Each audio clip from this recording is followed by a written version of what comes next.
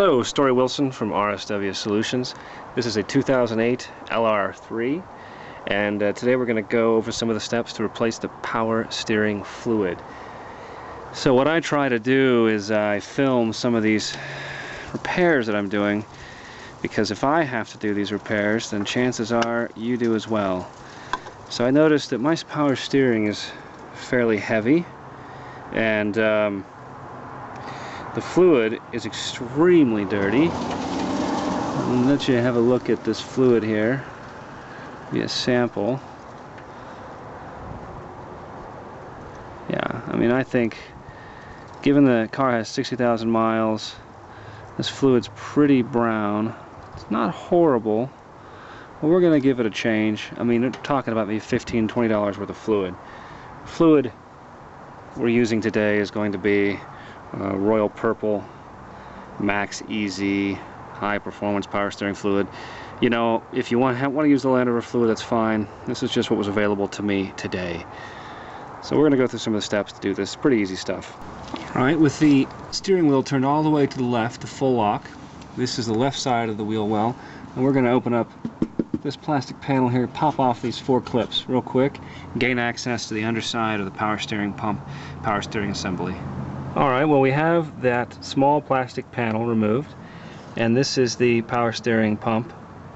Here's the power steering actual, assist assembly, but here's the pump. This is the low pressure line. You can tell the low pressure line because this has a clip on it. The high pressure line has an actual banjo bolt. We're not going to touch that. We're going to deal with the low pressure line. We're going to see if we can pull this clip off and quickly drain it into an actual receptacle down here below us and catch all this fluid. So we're going to drop this line and see if we can empty out the reservoir completely, as much as possible. Yucky! Gross. Alright, we'll let this drain and then we'll clean it all up. Okay, so we've reconnected the low pressure reservoir supply hose to the power steering pump. Now we're going to fill the reservoir to the max level, and I'll tell you how many of these we use.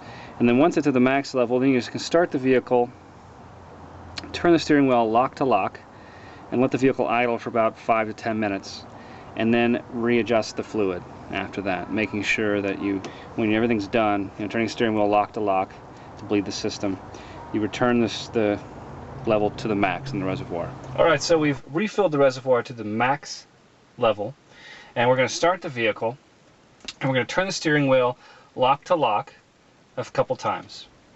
And this will effectively bleed the system.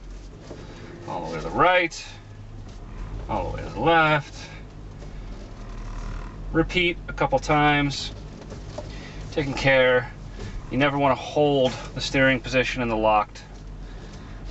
Just keep moving it back and forth. And then what we're going to do is we're going to let the vehicle idle for about 10 minutes or so, and then repeat the process. Each time we're going to check the fluid level, refill it to the max level. Now, I did this about 2 or 3 times, did the procedure I described. It took 2 12-ounce bottles of power steering fluid, 1.5, 1 3/4, to get the system up to the proper level. So just make sure that when you're done, you refill the reservoir back to the max level. That's it. No problem. Thanks for watching. Let me know if you have any questions.